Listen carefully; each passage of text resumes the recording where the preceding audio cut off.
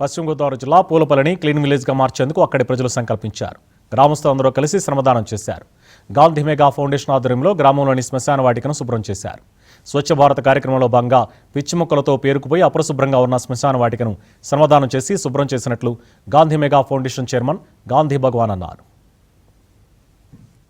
ఏదైతే గతంలో స్వచ్ఛ భారత్ స్వచ్ఛ ఆంధ్రప్రదేశ్ అని ఏదైతే ఆ రోజు ఎన్డీఏ కూటమి పిలుపునిచ్చిందో, ఈరోజు మళ్ళీ మరి కూటమి ప్రభుత్వంలో ఏవైతే గ్రామాలు ఉన్నాయో ఆ గ్రామాలని ముందు స్వచ్ఛందంగా మనం శుభ్రం చేసుకుని ఆ తర్వాత ప్రభుత్వం గురించి ఆలోచించాలనే సదుద్దేశంతో ఈరోజు గాంధీ మెగా ఫౌండేషన్ ఆధ్వర్యంలో ఇలా పూలపల్లి గ్రామంలో మరి ఏదైతే మాకు బరేల్ గ్రౌండ్ ఉందో మరి అది హిందువులకి, మరి క్రిస్టియన్స్కి, అలాగే ముస్లింలకి, అలాగే కుమ్మర్లకి, ఏదైతే మా గ్రామంలో ఉన్న అన్ని వర్గాల వారికి కలిసి ఆ రోజు 2015లో ఇక్కడ ఒక శ్మశాన ఏర్పాటు చేయడం జరిగింది.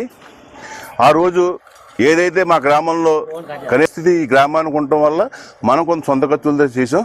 ఇప్పుడు మరి ఏదైతే ఈ శ్మశాన వాటికి ఆయన 15 లక్షలు కేటాయించారో దీనికి షెడ్డు, అలాగే ఎవరైతే మనం వారిని దహనం చేస్తామో దానికి ఆ యొక్క దిమ్మలు కట్టడానికి 15 లక్షల రూపాయలు ముందు శాంక్షన్ చేశారు. అలాగే ఒక 20 లక్షల రూపాయలు రోడ్లు కూడా ఈ మధ్యన శాంక్షన్ చేయడం జరిగింది.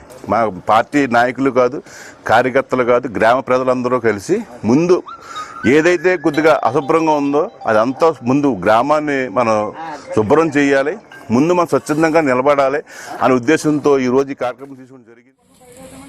పూలపల్లి పంచాయతీను పాలకొల్లు పట్టణంలో విలీనం చేసేందుకు గతంలో సన్మానాలు జరిగాయి.